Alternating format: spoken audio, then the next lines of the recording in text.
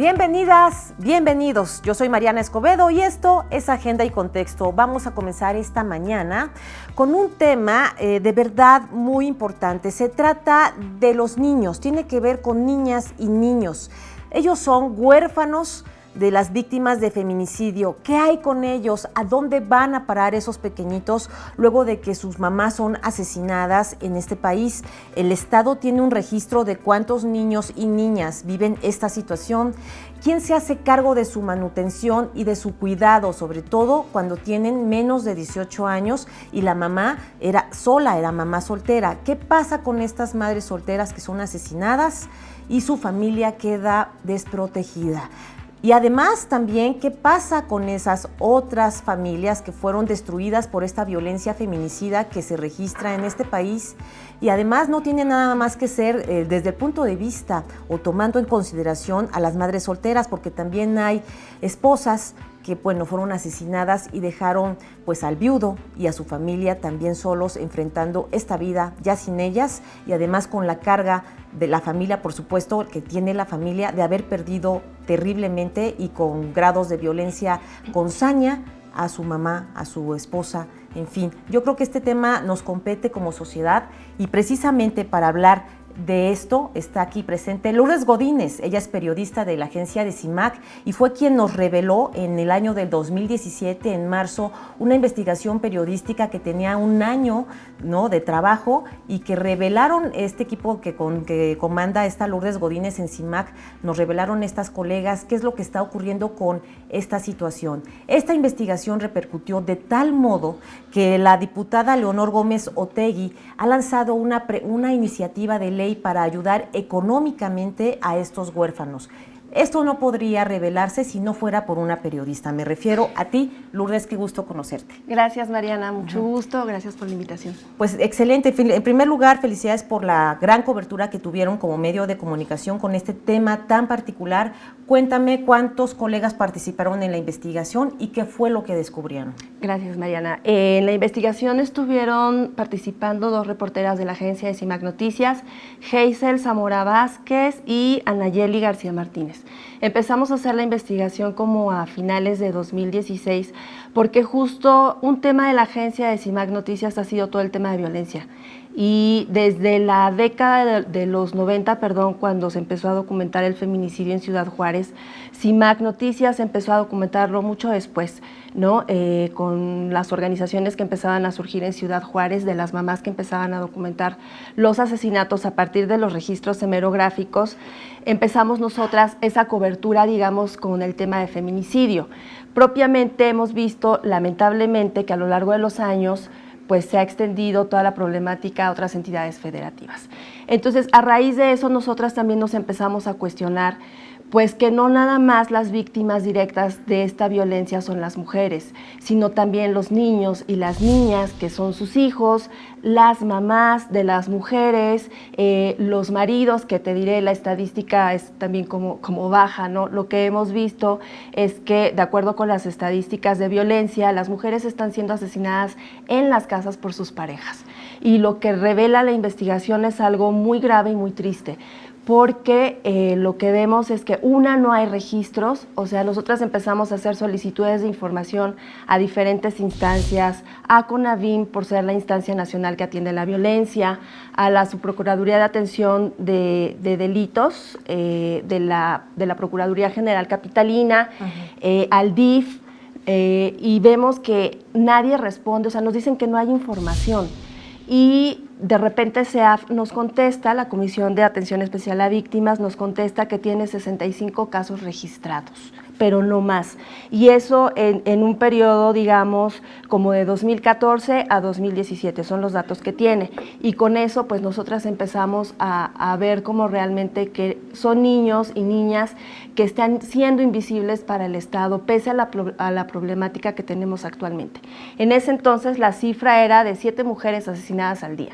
Hoy estamos hablando que ya son 9 mujeres asesinadas al día y suponemos que la mayoría de ellas, suponemos porque no hay un registro fidedigno que así nos lo diga, pues son madres, ¿no? Y entonces no hay un dato certero que nos diga exactamente cuánta niñez y adolescencia se encuentra como en esta situación. Oye, además, Lourdes, fíjate, mientras estaban haciendo ustedes esta investigación y mientras estamos tú y yo hablando, pues en este momento está muriendo una mujer precisamente a manos ya sea de su pareja, expareja, de un hombre, simple y sencillamente. Esta tendencia feminicida que ha saltado. Muchos dicen, es que esto siempre ha existido. Bueno, pues sí, pero quizá ahora lo importante es que hay registro de ellos. Estás mencionando que son 65 casos. ¿Nos puedes decir estas generalidades que encontraron ustedes en la investigación con estos 65 casos? Quizás si me puedes mencionar qué edades tenían estas mujeres y cómo repercutió en la destrucción de su familia. Bueno, la edad como tal de las mujeres no la tenemos. Digamos que enfocamos como más la atención y la batería de la investigación para saber qué estaba pasando con los niños, con la niñez y la adolescencia en esta situación. No, te decía, no hay como un dato certero, no hay registro, pero lo que pudimos ver también es que tampoco hay una política pública que los esté atendiendo. O sea, no hay nada, pues.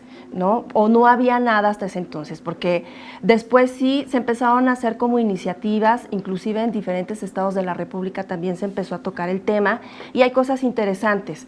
Todavía, digamos, viene como una segunda parte de la investigación, porque sí detonó cosas, iniciativas, apoyos económicos, pero esto, Mariana, es algo que tuvo que haber hecho el Estado mexicano desde el 2009 con la sentencia de Campo Algodonero.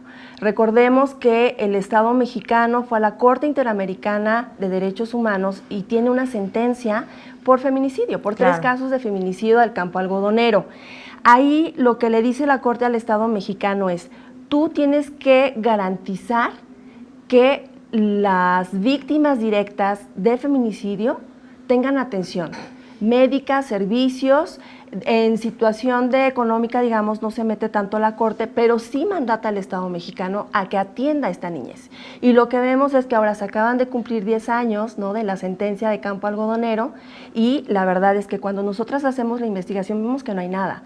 O sea, esta parte de la sentencia de la Corte no está cumplida porque los niños no tienen atención, se quedan al cuidado de las abuelas y de los abuelos, y muchas veces las abuelas ya son personas mayores, ¿no?, que no tienen como un trabajo, digamos, estable, solvente para hacerse cargo no solo de un niño, a veces son de 3, 4, y en la investigación documentamos uno de 5.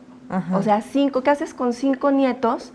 Con las señoras que se quedan a cargo, además que son señoras, muchas veces están enfermas, porque tienen, o sea, es un recorrido bárbaro el que hacen estas mujeres. Aparte de estar con el duelo, que no lo acaban de procesar, del asesinato de las hijas, de repente se convierten en madres, ¿no? Es otra vez la crianza de todos los nietos, ¿y qué haces con esto cuando no tienes un apoyo del Estado?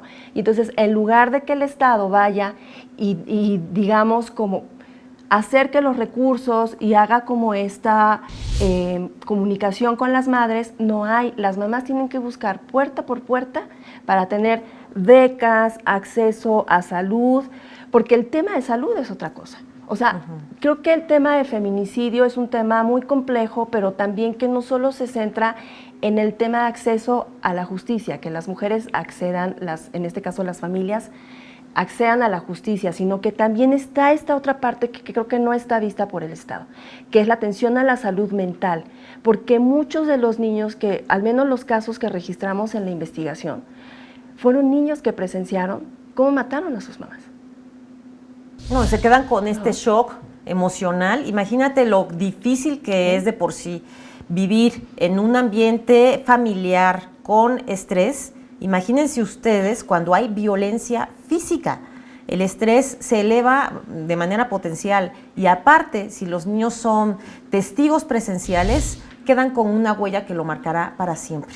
Sin duda hay que reflexionar sobre esto. El Estado mexicano está obligado a velar por los intereses de estos niños. Hay que preguntarnos eso, ¿qué podemos hacer nosotras como sociedad civil, ¿no?, como ciudadanas respecto a estos niños? Son niños que en muchos casos el DIF tendría que estar definitivamente ahí trabajando al lado de estas familias que ya fueron víctimas, porque cuando una mujer es asesinada, no solo matan a esta mujer, matan también evidentemente a toda la familia queda afectada. Imagínese usted tener 5, 6, 7, 8 años y ver cómo están matando a tu mamá a golpes o de cualquier otra manera. Sin duda es una situación de impacto brutal, emocional, y me parece que hay que reflexionar si el Estado debe velar por el cuidado de estos niños que quedan huérfanos, específicamente cuando hay además matrimonios en donde pues las mujeres no tienen a sus padres y por lo tanto los niños pasan de inmediato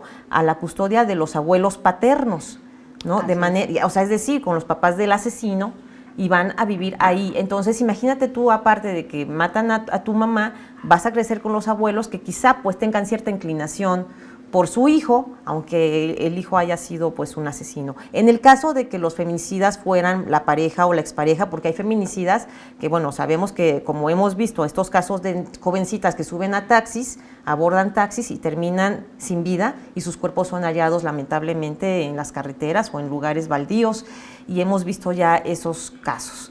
Pero cuando nos referimos a la violencia intrafamiliar y a esta tendencia feminicida que tenemos ya, y además comenta Lourdes que ni siquiera hay un registro previo, yo le comento a ella, bueno, dinos a rasgos generales qué edades tenían estas mujeres, pues no hay registro. ¿Qué es lo que está pasando ahí también? Pues me parece que las autoridades deberían de tener toda esta información de manera transparente y, bueno, para acceso a los periodistas, ¿no? Sí, la verdad es que sí, batallamos un poco para conseguir la información, fue a través de solicitudes de información. Lo que vemos ahora, ya como a 2 años de la investigación, es que sí se puso como atención en el tema, ¿no? Entonces, hay propuestas ahora, por ejemplo, para hacer registros ya. Hay una propuesta para reformar la Ley General de Acceso de las Mujeres a una Vida Libre de Violencia, para que haya un registro de las niñas y los niños y también adolescentes, ¿no? Que no están descartados, ¿no? Por supuesto, son menores de 18 años. Claro, que se encuentran en esta situación. Entonces, pero hasta ahorita, digamos que ha sido todo como iniciativa, algo que tú accedas como periodista y digas, aquí está el registro, todavía no, pero creo que vamos con pasos, ¿no? Pequeños. Pues vamos a hablar también de cuál es el papel, así como el Estado mexicano tendría o no obligación para cuidar a estos niños y hacerse cargo de ellos en su manutención y cuidado personal. También hay que preguntarnos cuál es el papel que ha tenido el gobierno capitalino cuando se registran estos feminicidios en alguna de las 16 alcaldías. Pero vamos a hacer la pausa y regresamos con el tema. ¿Estás de acuerdo? Me parece muy bien. Bueno, vamos a hacer esta pausa. Les recuerdo el tema en la mesa. ¿Qué ocurre con los huérfanos de las víctimas de feminicidio? Esto aquí, ya volvemos, no se vayan.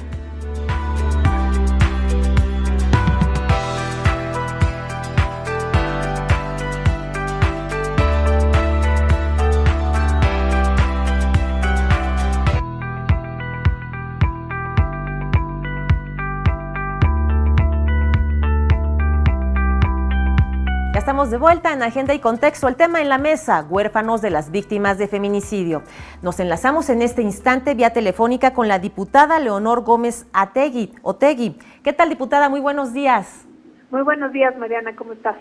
Diputada, pues estamos aquí conversando en la mesa con una de las periodistas que reveló desde el año 2017 la situación real que viven los niños que son hijos de mujeres que fueron asesinadas aquí en México y que fueron víctimas de feminicidio. Particularmente estamos analizando la iniciativa de ley que usted acaba de presentar en el Congreso de la Ciudad de México a favor de estos niños. ¿Si nos puede decir cuál es el objetivo de la ley y qué establece su iniciativa? El objetivo, antes que nada, es visibilizar a estos niños, porque ni siquiera sabemos, o sea, no hay un registro a nivel nacional ni en la Ciudad de México sobre cuántos niños están en esta situación, quiénes son y dónde están. Entonces necesitamos saber eso para poderlos ayudar y darles el apoyo que necesitan, porque pues, tiene que ser terrible estar en este estado de vulnerabilidad y además con la tragedia de haber perdido a tu madre de esa manera, ¿no? Totalmente. Entonces, lo primero es saber el registro. ¿Esto cómo se va a lograr, diputada? Estamos metiendo la iniciativa para cambiar el artículo 16 y 17 de la Ley de las Mujeres a una Vida Libre de Violencia. Estamos pidiendo que sea la Secretaría de las Mujeres de la Ciudad de México quien haga este conteo y con la Secretaría del Bienestar. Y también estamos planteando que a estos niños se les proporcione ayuda psicológica y económica para que puedan tener una vida pues lo más sana posible y aliviar en la medida de lo posible pues esta tragedia que viven. Entonces, pues hay que acompañarlos, hay que estar con ellos, pues, hay que darles ayuda psicológica, hay que ver que tengan una vida, pues que estudien alguna cosa o que se desarrollen bien. Diputada, justamente en este instante, la jefa de gobierno Claudia Sheinbaum acaba de subir a su Twitter lo siguiente: hoy quiero informarles que he decidido decretar la alerta por violencia en contra de las mujeres. Aquí doy la explicación de lo que hemos hecho, lo que hemos encontrado y de qué acciones van acompañadas para proteger a nuestras niñas y mujeres. Esto pues en este instante ya está en su red social, en Twitter. Es parte, nada más quiero hacer este paréntesis, de lo que también la jefa de gobierno pues está trabajando, y además ustedes desde el Congreso pues de algún modo para cerrar esta pinza de la desigualdad y sobre todo contra la impunidad y la violencia. Entonces, diputada, lo que estamos escuchando de usted es que se va a modificar este artículo 16 y 17, que se va a pedir a la Secretaría de Mujeres de la Ciudad de México y también a Bienestar para que ayuden psicológicamente y económicamente a estos niños. Estamos hablando de ayuda económica, es decir, ¿habrá dinero? ¿De cuánto estamos hablando? Estamos hablando de que se les proporcione una beca adicional para que lleven a cabo sus estudios y estar monitoreando que lo hagan, porque cuando un ser humano vive una tragedia de este tamaño, pues es muy probable que crezca con depresión o con violencia dentro de sí, ¿no? Entonces lo que estamos planteando es que se les dé seguimiento a estos niños y que podamos ver el desarrollo que tienen, o sea, que también los acompañemos. Totalmente. Ajá. Sí. ¿Qué instancias podrían estar encargadas también? ¿La Secretaría de Mujeres, Bienestar y el DIF? Sí, pero sobre todo Bienestar y Secretaría de Mujeres.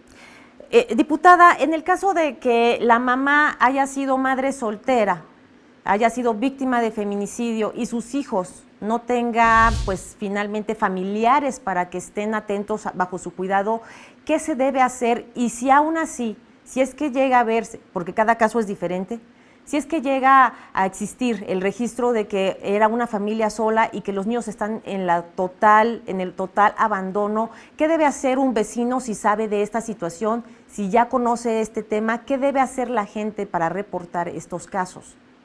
Debe de dar aviso a la Secretaría de Bienestar para que ellos den aviso al DIF. Pero además hay otros casos más terribles. Cuando el padre mata a la madre, entonces los niños quedan más indefensos todavía y con un trauma psicológico pues de un tamaño que no podemos todavía definir, ¿no? Por supuesto. Entonces, bueno, la pregunta que estábamos haciendo al inicio de este programa, de esta emisión de Agenda y Contexto, diputada, es si el Estado debe velar por estos pequeñitos y cuál es el papel del gobierno de la Ciudad de México al respecto. Yo estoy convencida que el Estado debe velar por estos pequeñitos y además debemos de cuidarlos. Si no tenemos la capacidad de evitar que los feminicidios sigan ocurriendo en este país, tenemos que acompañar a estos niños y darnos cuenta de la tragedia que viven, porque ni siquiera son visibles para la sociedad. Sí, no hay ni siquiera registro. Por último, brevemente, diputada, ¿cuándo se va a aprobar su iniciativa? Ahorita está discusión en las comisiones de Bienestar y de Víctimas y de Igualdad de Género. Yo espero que tardemos más o menos unos 20 días en que se dictamine y se suba al pleno. 20 días. Pues estaremos totalmente atentas a esta iniciativa y por supuesto que la esperamos, diputada, para que venga a platicar con nosotras. Claro que sí. Muchísimas gracias. Te agradezco mucho tu espacio, Mariana. A ti, diputada Leonor Gómez Otegui. Bueno, ella se ha encargado justamente de dar seguimiento a este tema y qué importante y oportuna es la intervención de las diputadas del Congreso de la Ciudad de México para ponerse a trabajar al respecto. Bueno, pues, ¿qué tal? Mira, la noticia de esta mañana también en el sentido de que hace 3 minutos acaba de publicar en su cuenta de Twitter la jefa de gobierno lo siguiente: hoy quiero informarles que he decretado la alerta de género. ¿Qué opinas?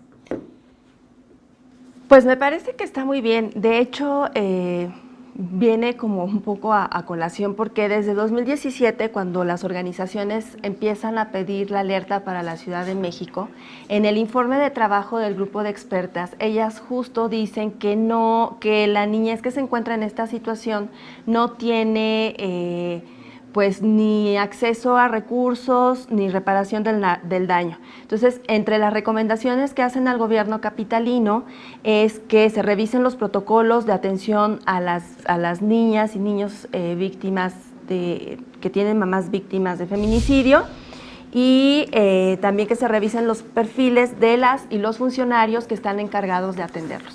Esto desde 2017 como parte de las propuestas para el gobierno capitalino antes de que se decretara la alerta. Me parece muy bien, ojalá que con esto de verdad el gobierno pudiera como atender, que lo decía hace un rato, sí, por supuesto que el tema de acceso a la justicia para las mujeres es muy importante y para las víctimas, en este caso familiares. Pero creo que también algo que tienen que empezar a ver es lo que está pasando con toda esta niñez, ¿no? Porque no estamos hablando de 100 o 200, seguramente que son miles de niñas y niños en esta situación, y que es importante no solo darles el recurso, sino atender integral también todo el tema de salud y sobre todo la salud mental. Totalmente. Mira, vamos a dar lectura a este comunicado que acaba de publicar hace 4 minutos la jefa de gobierno Claudia Sheinbaum y que oportunamente dimos a conocer aquí en Agenda y Contexto. ¿Qué acciones tomaré con esta medida?, pregunta la jefa de gobierno, y la respuesta es: enviaré la próxima semana una iniciativa de ley al Congreso de la Ciudad de México para que se cree el registro público de agresores sexuales con sentencia firme. Esto para que todos en esta ciudad sepamos quiénes son los violadores. ¿Qué te parece este primer punto? Ella quiere que se haga un registro público de agresores sexuales con sentencia firme para que toda la ciudad sepa quiénes son los violadores. Está bien, estamos hablando de apertura de datos, ¿no? El segundo punto, la segunda indicación que está dando la jefa de gobierno es: exhorto al Congreso de la Ciudad de México a aprobar la ley que sanciona el acoso y la violencia digital, denominada Ley Olimpia, una ley que aquí en esta mesa también hemos hablado. Y la ley que envié hace unos meses para la que se crea el banco de ADN contra los agresores sexuales. ¿Qué opinas de este punto?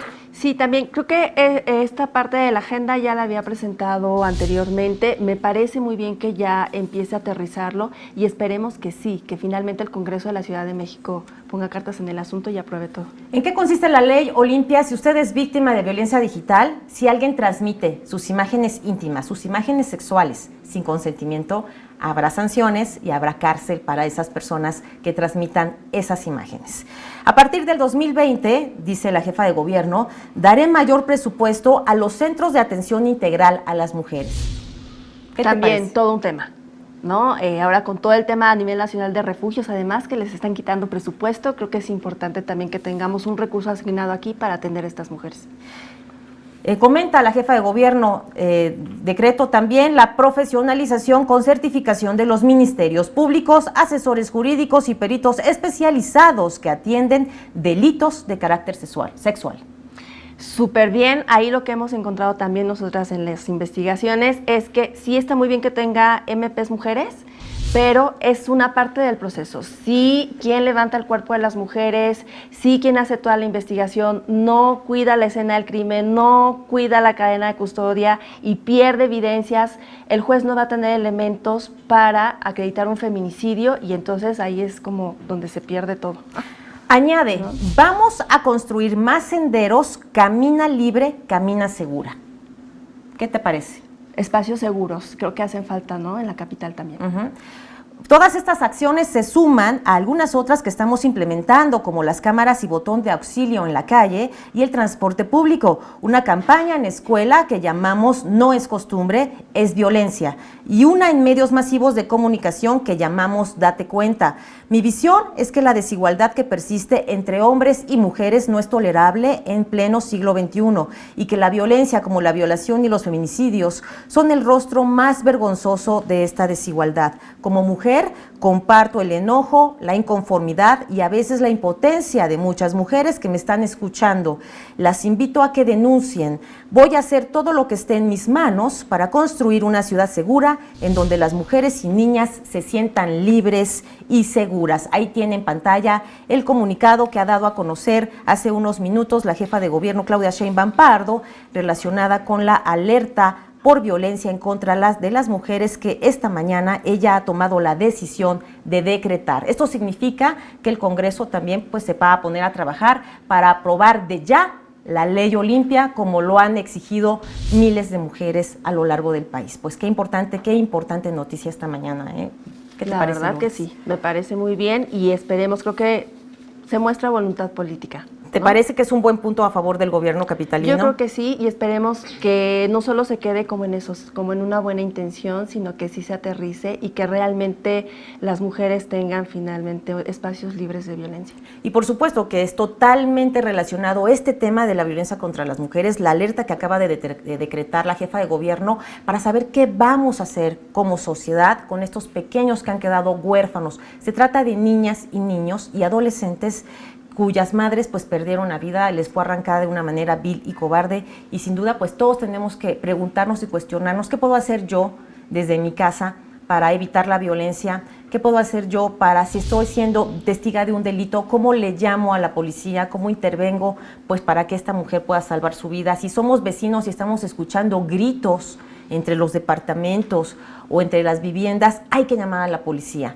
911, marque de inmediato y llega la policía para saber qué es lo que está ocurriendo en ese hogar. Usted puede salvarle la vida a una persona y por supuesto que puede mantener también esa familia pues con la mamá, ¿verdad? Porque un hogar sin una mamá y asesinada de una manera violenta de verdad implica muchísimas secuelas para los niños que sobreviven ante estas imágenes terribles. Bueno, Lourdes, pues, ¿qué más? Cuéntame, ¿qué podemos hacer después de todo esto que ya hemos tenido ahora? Mucha información. Pues un gran trabajo, creo que por dos sentidos. Uno, sí, empezar, el registro es muy importante para empezar a hacerlos visibles y a darles nombre y a darles la atención que necesitan. Y lo otro también que tiene que ver con, no hay investigaciones tampoco de lo que está pasando con los niños que están en esta situación. Las abuelas son las que tienen que recurrir a buscar espacios de apoyo psicológico y costearlos de su propio bolsillo.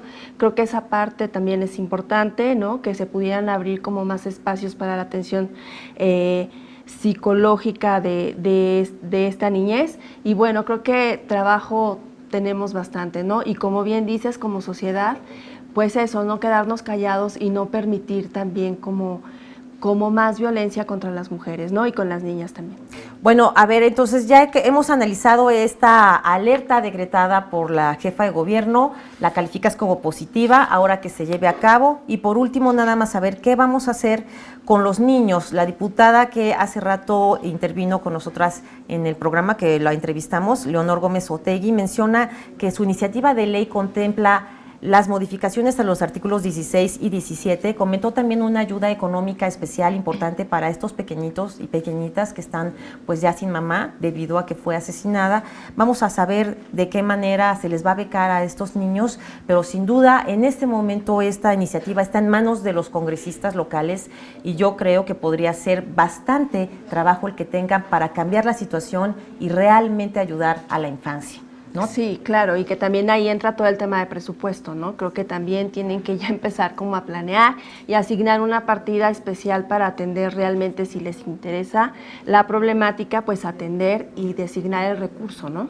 Desde ahí. ¿Qué sigue para ti con esta investigación para CIMAC Noticias? Que, bueno, de nueva cuenta tenemos que comentar al público que apenas nos está sintonizando que estamos hablando de lo que se hará con estos huérfanos de las víctimas de feminicidio. ¿Qué va a pasar con estas niñas y niños que ya no tienen mamá, que fue asesinada su mamá por manos de un hombre? ¿Qué va a ocurrir con estos pequeñitos en la Ciudad de México? ¿Quién debe intervenir por ellos? ¿Quién los tiene que cuidar? ¿Dónde van a crecer? Lo ideal sería, evidentemente, que tuvieran acompañamiento de la familia materna, ¿no? En dado caso, pero si no hay familia materna, ¿qué se va a hacer? ¿Son ya problemas más de litigios legales, crees? Sí, por ejemplo, en este caso, lo que nosotras veíamos es que cuando las abuelas se quieren quedar con la custodia, en muchos casos tienen que iniciar procesos legales muy complicados, pero también a veces les cobran. O sea, en algunos estados, lo que vimos sobre todo en Jalisco, es que les cobraban determinada cantidad si querían tener la custodia. Entonces, como te decía al principio, es un tema que abarca no solo el asesinato de mujeres, sino intervienen muchos factores, ¿no?, alrededor. Y uno de estos, por supuesto, tiene que ver con la custodia de las niñas y los niños. Y en el caso de las 16 alcaldías aquí en la Ciudad de México, ¿cuál fue tu principal, digamos, elemento de investigación? ¿Cómo comenzaron la investigación ustedes en CIMAC? La investigación se hizo un poco, digamos, como a nivel general, a nivel nacional, lo hicimos más como en lo general.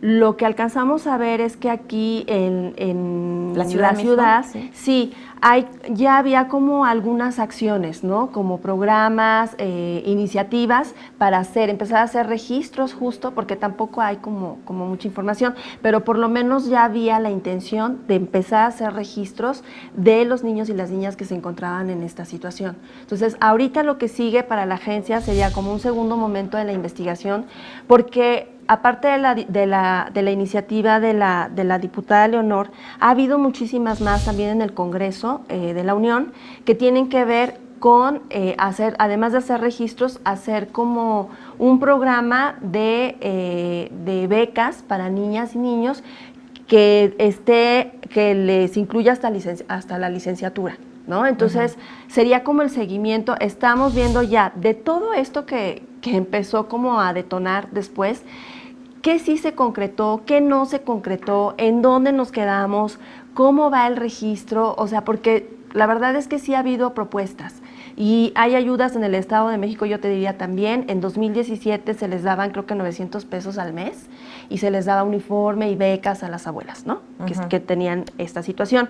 Entonces, ver si hay continuidad, porque esa es otra de las cosas también.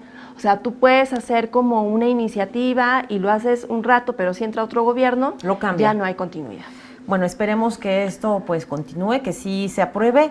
Y te espero pronto para otra mesa, ¿está bien? Claro que sí, muchísimas gracias. Pues muchísimas gracias. Encantada, a Lourdes Godínez. Y saludos a Lucía Lagunes, por favor. Felicidades a todo el equipo, a las colegas reporteras que hicieron esta valiosa investigación. De esto se trata el periodismo. Cuando un reportero o una reportera realiza una investigación y tiene repercusiones positivas, pues aquí vemos el caso. Gracias a CIMAC Noticias, los diputados del Congreso de la Ciudad de México han volteado la mirada a los huérfanos de las víctimas de feminicidio y están ya implementando acciones para apoyarlos.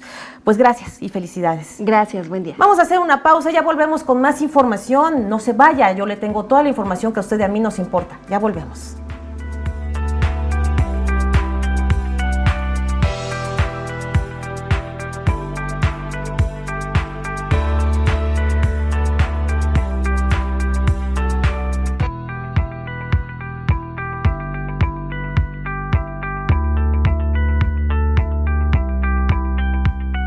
Hola, ¿qué tal? Ya estamos de vuelta aquí en Agenda y Contexto con un tema muy importante también. Mire usted, si es víctima de algún delito, ya puede desde la comodidad de su hogar o en su oficina, incluso desde el lugar de los hechos de donde usted fue víctima, con su dispositivo móvil, con su celular, puede ingresar a una página de internet que le vamos a decir cuál y desde ahí denunciar. Y para ese tema estamos en este momento recibiendo a Maribel Bojorges Beltrán, su procuradora de averiguaciones previas desconcentradas de la Procuraduría General de Justicia de la Ciudad de México. Bienvenida, Maribel, qué gusto tenerte. Muchas gracias, aquí. Mariana, y buenos días a todo el auditorio. Efectivamente, como lo dice Mariana, hace unas semanas la Procuradora General de Justicia de la Ciudad de México, la licenciada Ernestina Godoy, en conjunto con la DIP, pues anunció esta agencia de denuncia digital, de la cual el usuario, el ciudadano, podrá atender, como bien lo dice aquí Mariana, desde la comodidad de su hogar, de la oficina donde se encuentre cuando es víctima de un delito. Es una plataforma digital en la que él, cuando se encuentre en esta situación, podrá iniciar su denuncia sin necesidad de acudir al Ministerio Público. Actualmente se conocen todos los delitos de querella, entre ellos son 21 delitos, ahora se anexan 7 delitos más que se puede, entre los que se destacan, pues se roba casa habitación siempre y cuando se hace en violencia, también tendrá que ser el robo a equipaje, robo a celular, el robo a transeúnte también, y como dices, se va a hacer una aplicación desde una app en su dispositivo móvil. Esto será a partir del 6 de diciembre, donde ya el usuario podrá hacer uso de esto. Sabemos que esto nos va a traer que también los beneficios que es de que esa cifra negra donde el usuario no denuncia por no acudir a una agencia del Ministerio Público por las circunstancias que sean, pues ellos de alguna manera pues tenemos que fomentar esa cultura de la denuncia y sobre todo que el usuario tenga esa confianza que va a ser atendido. También que va a ser importante que el usuario, no únicamente cómo vamos a saber para corroborar que es esa persona, va a ser a través del CURP, para corroborar sus datos que sean correctos y que se trate de esa persona y hacerle un seguimiento. A ver, aquí ya tengo en el dispositivo móvil la página, se llama denunciadigital.cdmx.gov.mx. Denuncia digital, ahí lo tiene en la pantalla, .cdmx.gov.mx. Ahí es donde ahora, pues finalmente podremos denunciar ante el Ministerio Público Virtual la situación que nos haya ocurrido. Así que incluso hasta desde el lugar de los hechos ya se va a poder hacer esta denuncia o desde el lugar en donde estemos. Sin embargo, me parece importante saber qué delitos sí y qué delitos no. Para empezar, ¿son 7 delitos? Así es, son los 7 delitos que se incorporaron a esta nueva modalidad de esta plataforma digital.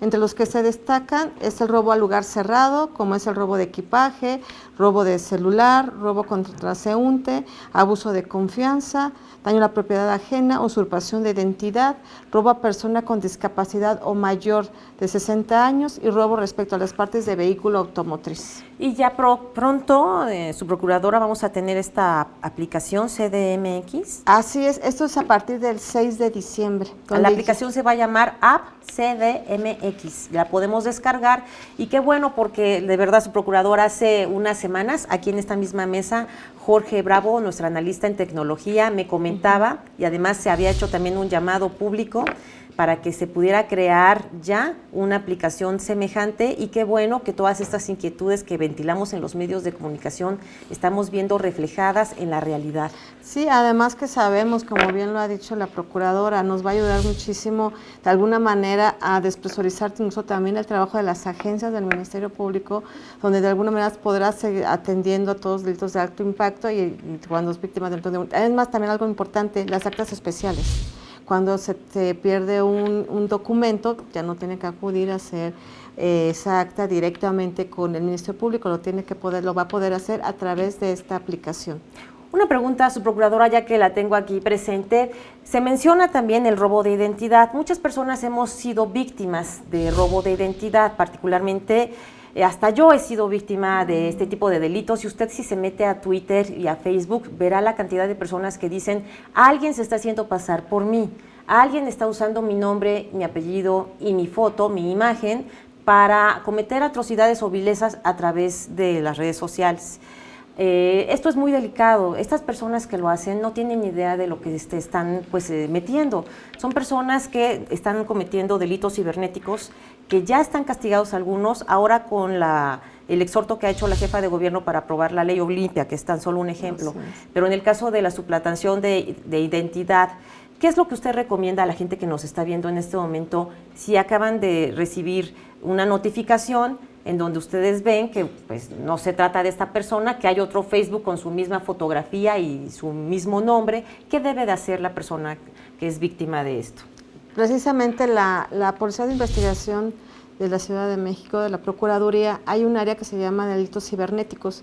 Incluso así la Procuradora lo ha manifestado y ella ha dado conocimiento que ya se cuenta incluso con el equipo con una alta tecnología para atender este tipo de situaciones, porque como bien lo dice Mariana, pues mucha gente es víctima de esta situación de robo de identidad y lo mejor que le recomendamos es acudir, pero es iniciar su denuncia, incluso ahí se va a estar en comunicación con un ministerio público virtual, donde ellos le van a hacer las preguntas, se les va a comunicar y cuando si es necesario que tengan que acudir al área correspondiente, en este caso el área de delitos cibernéticos, tendrá que acudir, pero con una situación ya de seguridad ante ella, que ya para que se le pueda decir exactamente qué es lo que tiene que hacer con la gente especializada para ese tipo de delito. Otra pregunta, subprocuradora, si usted en casa ha recibido una amenaza digital a través de sus redes sociales, ¿qué debe hacer esta persona? De manera inmediata también, igual podemos utilizar esta aplicación, esta plataforma, y o bien acudir a cualquier agencia del Ministerio Público para que sea atendido de manera inmediata. Sí, entonces, amenazas y violencia digital sí se pueden denunciar desde el celular. Desde el celular o esta aplicación, esta liga que ya se había mencionado inicialmente. Perfecto. Subprocuradora, ¿qué otra recomendación nos tiene esta mañana al respecto? ¿Es a partir del 6 de diciembre? El 6 de diciembre, y sí es importante también destacar que esto trae como beneficio, como había comentado, es precisamente que esa cifra negra de alguna manera vaya disminuyendo, que la gente se sienta confiado de acudir a la Procuraduría a hacer su denuncia o a través de esta agencia digital, la cual va a estar ya disponible a partir del 6 de diciembre. Ya se implementaron mayor personal porque tenemos la confianza que el ciudadano la va a utilizar.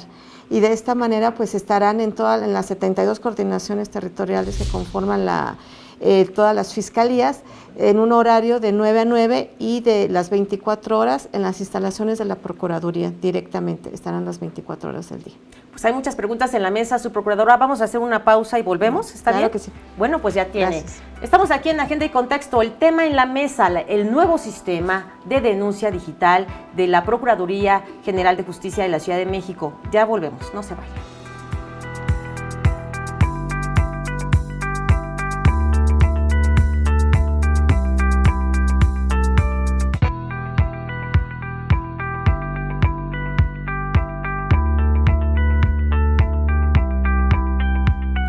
Ya estamos de vuelta en Agenda y Contexto. El tema en la mesa, el nuevo sistema digital de la Procuraduría Capitalina. Y para eso nos acompaña Maribel Bojorges, la subprocuradora de Averiguaciones Previas Desconcentradas. Subprocuradora, estamos hablando entonces de que son 7 los delitos que vamos a poder denunciar a través de denunciadigital.gov. ¿no? Es una página de internet que nos tenemos que meter. Ahí vienen todas las indicaciones, vamos a tener asesoría para reportar los siguientes delitos, para hacer este recuento de lo que ellos van a recibir. Si usted es víctima de robo sin violencia de celular, si usted es víctima de robo como robo a transeúnte, robo en lugar cerrado, robo en equipaje, robo de autopartes, si usted amanece hoy, se asoma y en su coche ya no hay llantas, ya no está el espejo, ya le quitaron las autopartes, lo desmantelaron. También ahí, sin necesidad de ir hasta el Ministerio Público, usted reporta, presenta la denuncia y bueno, prosigue su día si es que tiene que ir al trabajo o a la escuela. También puede reportar, puede denunciar en esta página de internet el daño a la propiedad ajena y el robo también a personas con discapacidad y a personas mayores de 60 años. Son 7 de los delitos que se van a poder denunciar a través del celular, su procuradora. Muy bien, así es, como bien lo dices, pues eso es lo que tenemos ahorita la Procuraduría trabajando en esto. Como comenté, pues estamos viendo que esta situación podríamos, si la gente nos tiene la confianza como institución de que acuda a denunciar, ya sea de manera directa con el Ministerio Público o bien utilizar esta plataforma que pues sabemos que la cifra negra va a bajar y además de todo que sabemos que el número de denuncias no solamente también podrían acudir esas denuncias anónimas que muchas veces sabemos que que es cuando es víctima de delito por algunas circunstancias no quiere o por miedo, por situación, pueden denunciar también de manera anónima y aquí se van a ser recibidas todas esas denuncias para que de alguna manera la Procuraduría los atienda de forma inmediata. Y bueno, algo que es lamentable, que ocurre, que es una realidad, es la impunidad. A pesar de que denunciamos, finalmente vemos que no pasa nada, que la persona que delinque sigue libre y sigue cometiendo los mismos ilícitos. ¿Qué se puede hacer en este sentido? Pues precisamente tenemos la confianza que esta plataforma digital de denuncia que el ciudadano va a utilizar cuando es víctima de un delito, pues de alguna manera va a tener una reducción.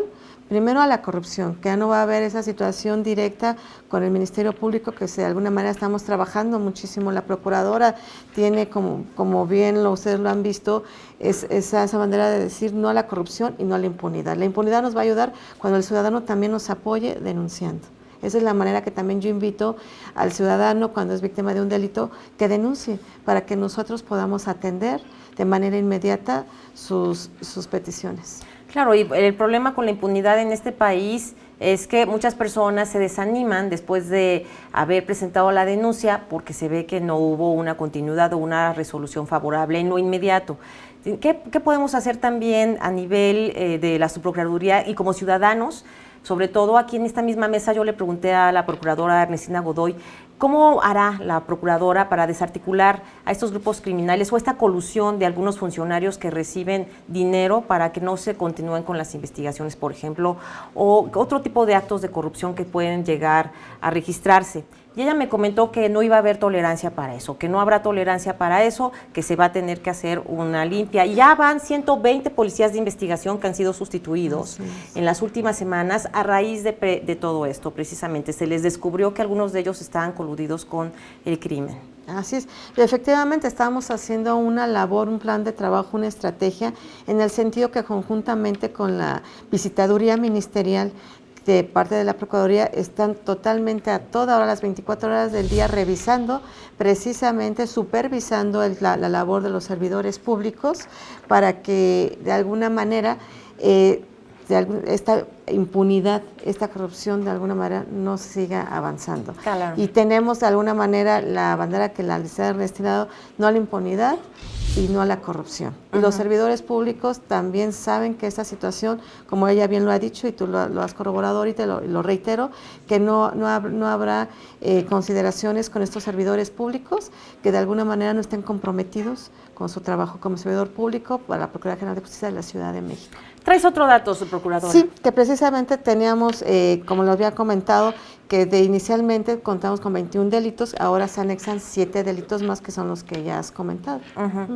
Y bueno, pues ahí tiene, entonces son palabras importantes que esta mañana nos está comentando Maribel Bojorges. Sin duda, pues representan ya el salto al mundo digital de parte de las autoridades capitalinas, de parte de la Procuración de Justicia, una demanda que muchas personas teníamos en consideración, que lo habíamos ventilado en medios de comunicación, que habíamos exhortado a las autoridades de que ya se pusieran a trabajar para que echaran a andar una aplicación en donde pudiéramos denunciar, y pues ya el día de hoy me da muchísimo gusto presentar y darles a ustedes, nuestro público querido, esta importante noticia de que ya se pueden presentar estos delitos a través del celular. Así es. No, y además también, como comenté hace un momento, que si esto de alguna manera estaremos valorando, si el ciudadano tiene esa confianza de denunciar a través de este medio, valoraremos también qué otros delitos podríamos ir anexando en un futuro. Rápidamente, nada más para reiterar, ¿cómo debe presentarse esta denuncia una vez que nos metamos a la página de internet? Es un mecanismo que es precisamente muy, le decimos, amigable para el usuario, con un lenguaje no tan rebuscado, que es la tecnología, como sabemos que la tecnología para muchas veces es complicado. No, realmente la DIP hizo un programa, una plataforma muy fácil donde el ciudadano puede ir, decimos, de la mano, de decir de que incluso se les explica qué es un delito de querella y qué es el que se puede hacer y cuándo no. Mire, diputada, en pantalla justamente tenemos ya la página, usted entra y ahí aparece un recuadro, ahí nos piden nuestros datos. La subprocuradora comenta que tenga en la mano la CURP, usted debe de tener en su mano la CURP cuando va a presentar esta denuncia, porque a través de la CURP precisamente se va a hacer este registro. Tenemos que dar nuestro nombre, nuestro apellido y los datos que vienen en la CURP. Así que ahí tiene. Sí, inicialmente, ahorita la fecha se estaba utilizando la firma electrónica, pero precisamente para poder ayudar al ciudadano, que sabemos que la firma electrónica no la tienen muchos ciudadanos, que tal vez se les complica. Ahora, precisamente a partir del 6 de diciembre, ya no va a ser necesario que utilicen su firma electrónica, va a ser a través de su CURP. En este caso, una pregunta rápida. ¿La suplantación de identidad también se puede denunciar a través de esta página de Así internet? es, incluso se va a estar, un ministerio público, esta la recibe de manera inmediata, donde va a corroborar y si es necesario se va a comunicar con el usuario para explicarle si en ocasiones será necesario acudir ante la agencia ministerial, si es alguna situación más allá que sea necesario, que se pueda. Pues muchísimas gracias. Yo quiero agradecerte, su procuradora, que hayas podido llegar aquí hasta tu casa. Muchas gracias. Pues esperemos que esto tenga éxito y que sí sea pues de utilidad para la sociedad. No, así eso lo esperamos y eso es precisamente lo que la procuradora en todos sus mensajes, en todas sus entrevistas, pues tiene esa firme convicción que así va a ser. Y la verdad, pues la invitamos al ciudadano que la utilice, que acuda con nosotros si también si es necesario. Pues muchísimas gracias, Maribel Bojorges Beltrán, subprocuradora de Averiguaciones Previas Desconcentradas de la Procuraduría. Gracias y nos vemos pronto. Mariana. Claro que sí. Muchas gracias. Muchas gracias. Pues no queda más que agradecerle a usted que me haya acompañado a lo largo de esta hora y a nombre de todo el equipo le reiteramos que mañana lo esperamos a partir de las 10 de la mañana. Hasta pronto.